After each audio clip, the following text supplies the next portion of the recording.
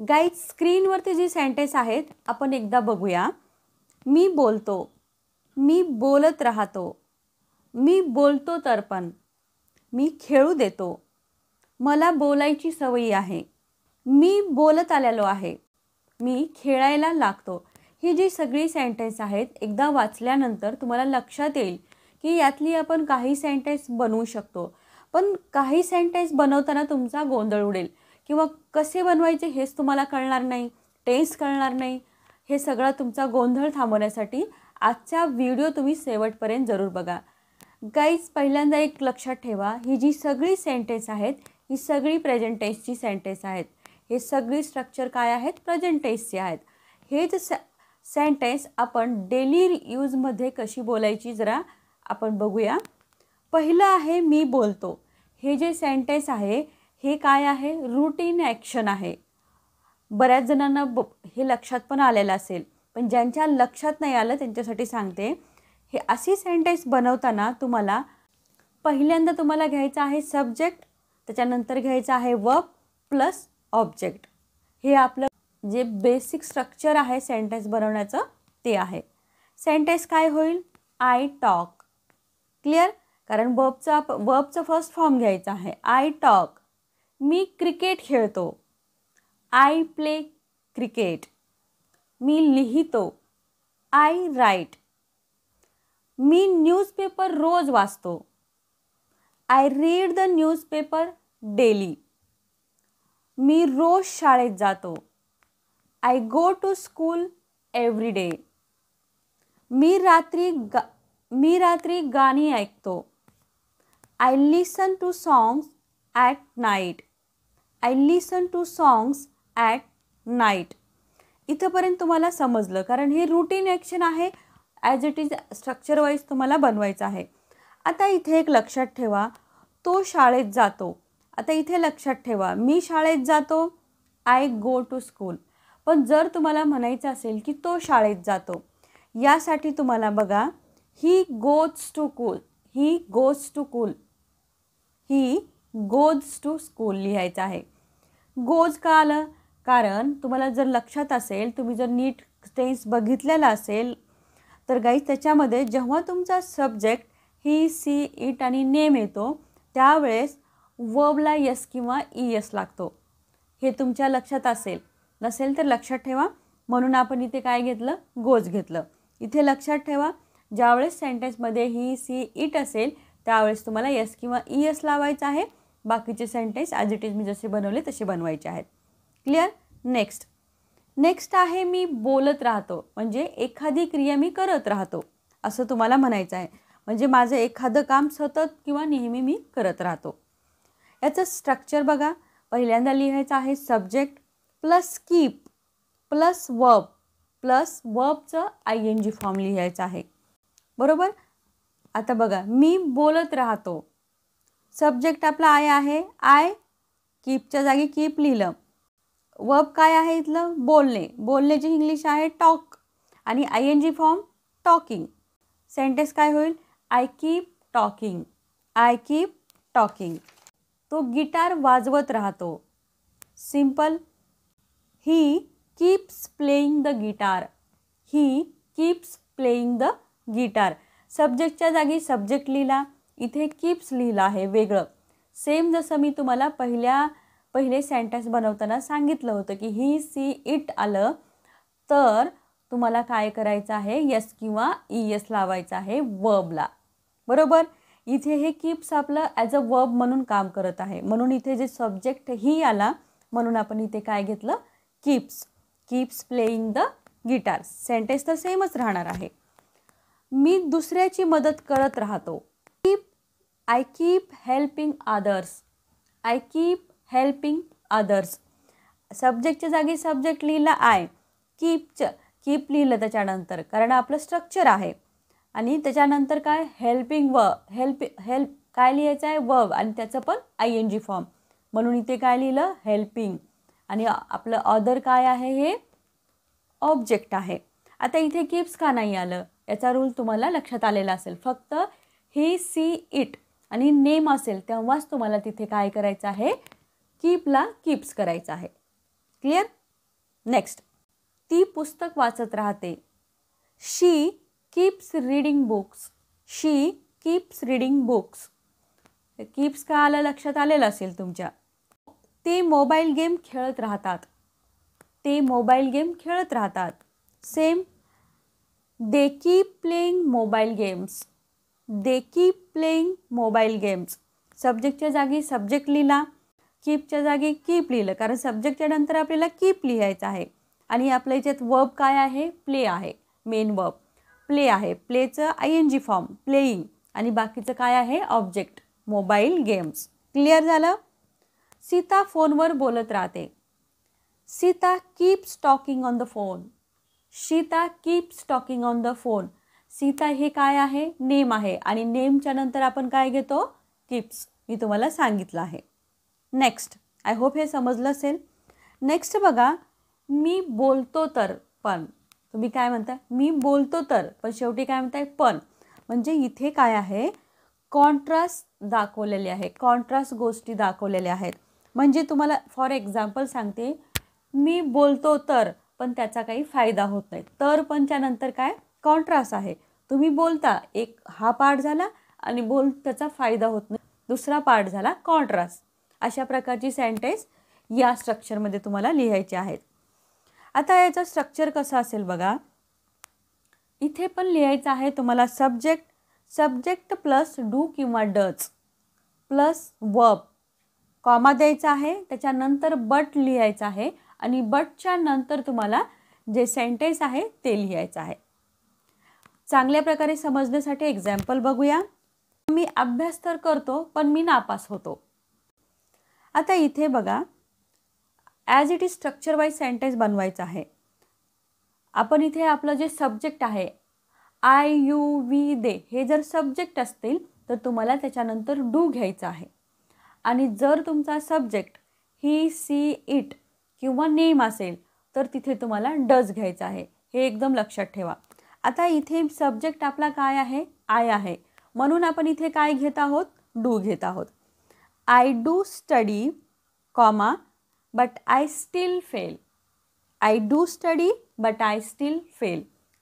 मी अभ्यास तर करतो, पण मी नापास होतो. क्लिअर झालं याचं तुम्हाला? अशा प्रकारची कॉन्ट्रास्ट सेंटेन्स असतात. डू का घेतलं? कारण तुम्ही एखाद्या गोष्टीला एम्फसिस करताय की बाबा मी अभ्यास तर करतो, हे तुम्ही सांगताय, म्हणून आपण इथे काय घेतलं आहे? डू घेतलं आहे. इथे जे डू आहे किंवा डज आहे ॲज अ हेल्पिंग वर्ब म्हणून आपण घेतलेलं नाही. याच्यातली जी गोष्ट आहे ती एम्फसिस करून सांगण्यासाठी आपण हे घेतलेलं आहे. एकदा सेंटेन्स बनवत गेलात ना, तुम्हाला ह्या सगळ्या गोष्टी क्लिअर होतील आणि इझी वाटायला लागतील. जोपर्यंत तुम्ही सेंटेन्स बनवत नाही तोपर्यंत तुम्हाला थोडंसं हार्ड वाटेल. तो मला मदत तर करतो, पण प्रत्येक वेळी नाही. बनवा. आपला सब्जेक्ट तो आला आहे. बघा मी काय सांगितलं आहे, तो आल्यानंतर तुम्ही काय घ्यायचं आहे, बरोबर? He does help me but not every time. He का आलं? कारण सब्जेक्ट आपला काय आहे? तो आहे, म्हणून इथे ही लिहिलं. हिच्या नंतर आपल्याला डज घ्यायचं आहे, म्हणून इथे डज लिहिलं. आणि आपला जो वर्ब कोणता आहे? मदत करणे. मदत करण्याची इंग्लिश हेल्प, आणि मी, मला. ही does help me but not every time. Clear? Next, ती लवकर तर येते पण उशिरा जाते. किंवा हेच सेंटेन्स तुम्ही अशाही प्रकारे बोलू शकता, ती लवकर येते तर खरं पण उशिरा जाते. असंही याच्यामध्ये सेंटेन्स असू शकतं. तुम्ही तरच आलं नाही, पणच आलं नाही, इथं खरंच कसं आलं हे करत बसू नका. फक्त सेंटेन्सचा सेन्स तुम्हाला समजून घ्यायचा आहे, त्यावाईज सेंटेन्स तुम्हाला बनवायचे आहेत. क्लिअर? सेंटेन्स काय होईल? She does come early but leaves late. She does come early but leaves late. शीच्या नंतर डज घ्यायचं, म्हणून इथे डज घेतलं. येणे काय आहे? आपलं वर्ब आहे, म्हणून इथे कम घेतलं. अर्ली लवकर. She does come early but leaves late, पण उशिरा जाते. But leaves late. Clear? Next आहे आपलं मी खेळू देतो. आता हे सेंटेन्स म्हणजे काम करणं, एखादं काम किंवा एखादी गोष्ट करणं. तुम्ही एखाद्याला काय करता? अलाव करता की सिंपल लँग्वेजमध्ये तुम्ही काय करता, त्याला परवानगी देता. क्लिअर? हे पॉझिटिव्ह सेंटेन्स आहे. पॉझिटिव्ह तुमच्या लक्षात राहत नसेल तर चालेल, फक्त हे सेंटेन्स कशी बनवायची एवढं जरी लक्षात ठेवलं तरी काही तुम्हाला ग्रामर लक्षात ठेवण्याची जास्त गरज नाही. आता हे सेंटेन्स बनवण्यासाठी आपलं स्ट्रक्चर बघा. Subject plus late plus someone plus verb.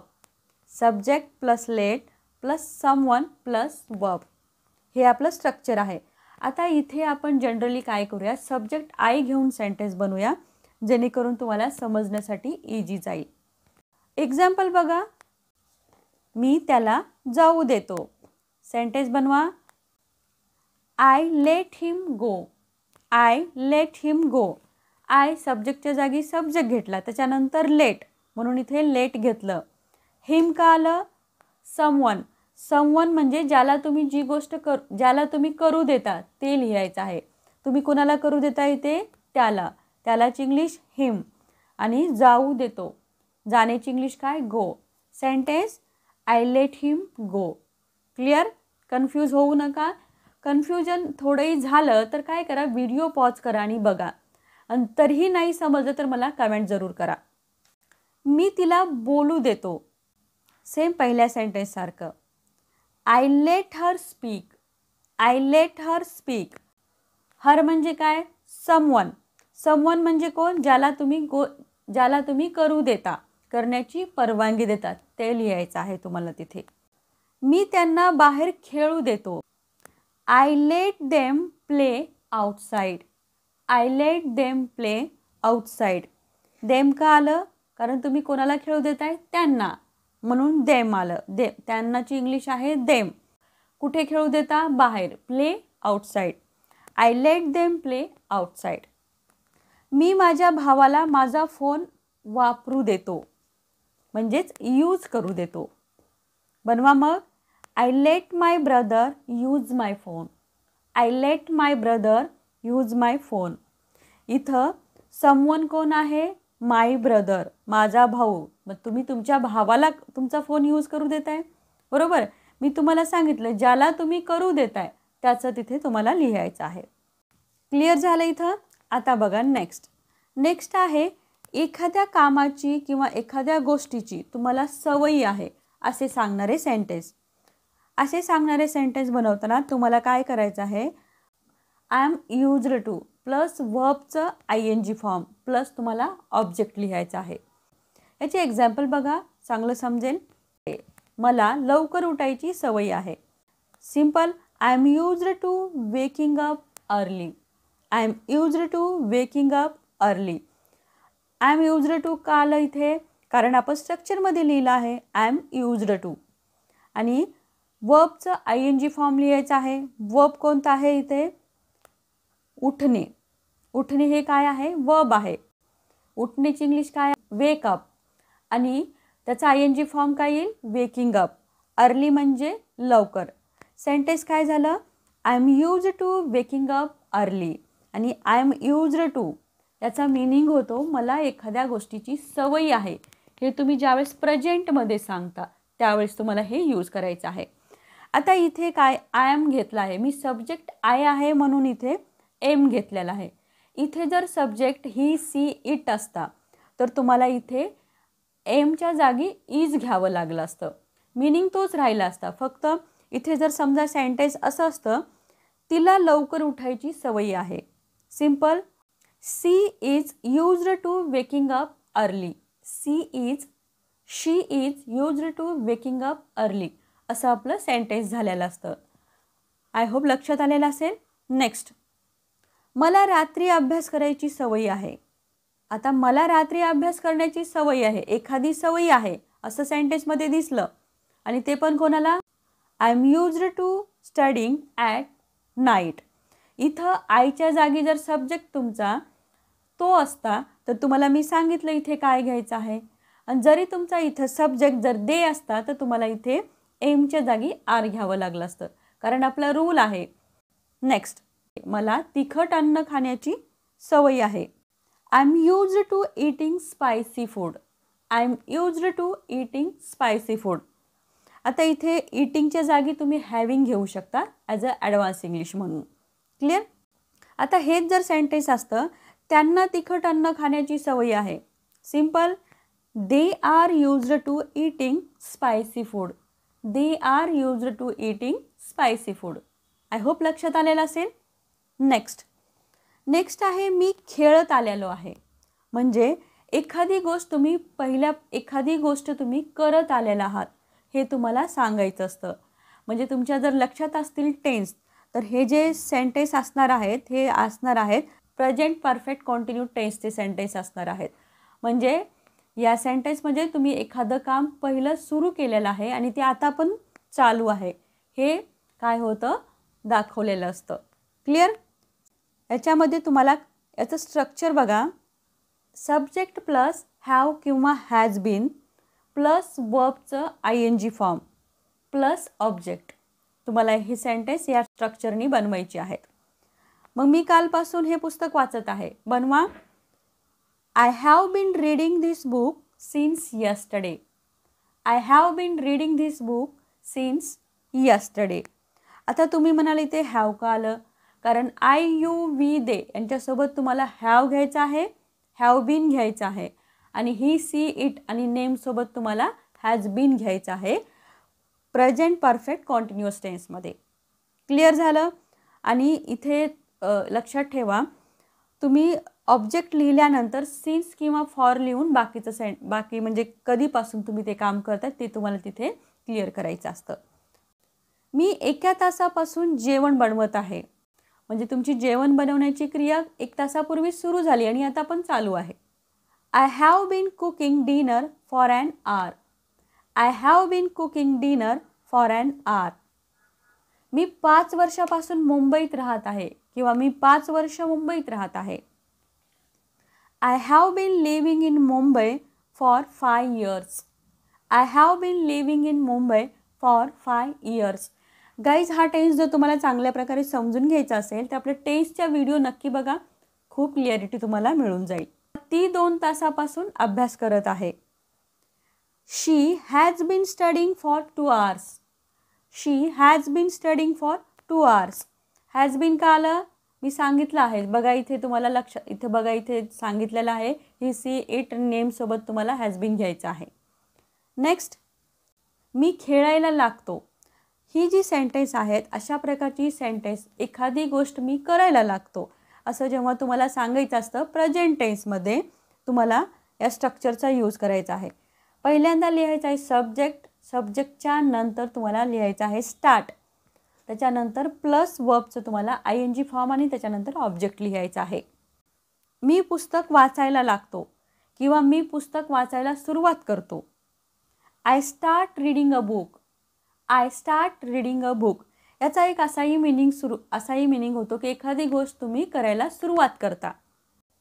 मी दररोज सकाळी धावायला सुरू करतो किंवा मी दररोज सकाळी धावायला लागतो. I start running every morning. I start running every morning. Subject I, त्याच्यानंतर स्टार्ट आणि रनिंग काय आहे आपलं वर्ब आणि त्याचा ING फॉर्म म्हणून रनचा ING form running. Every morning दररोज. आय होप गाईज हा व्हिडिओ तुम्हाला खूप युजफुल असणार आहे आणि खूप सारे तुमचे प्रेझेंट टेन्समधले जे सेंटेन्स तुम्हाला आतापर्यंत बोलायला जमत नव्हते ते तुम्हाला आज कळलेले असणार आहेत आणि हा व्हिडिओ तुमच्यासाठी नक्कीच हेल्पफुल असणार आहे. गाईज, व्हिडिओ कसा वाटला हे सांगायला मला विसरू नका.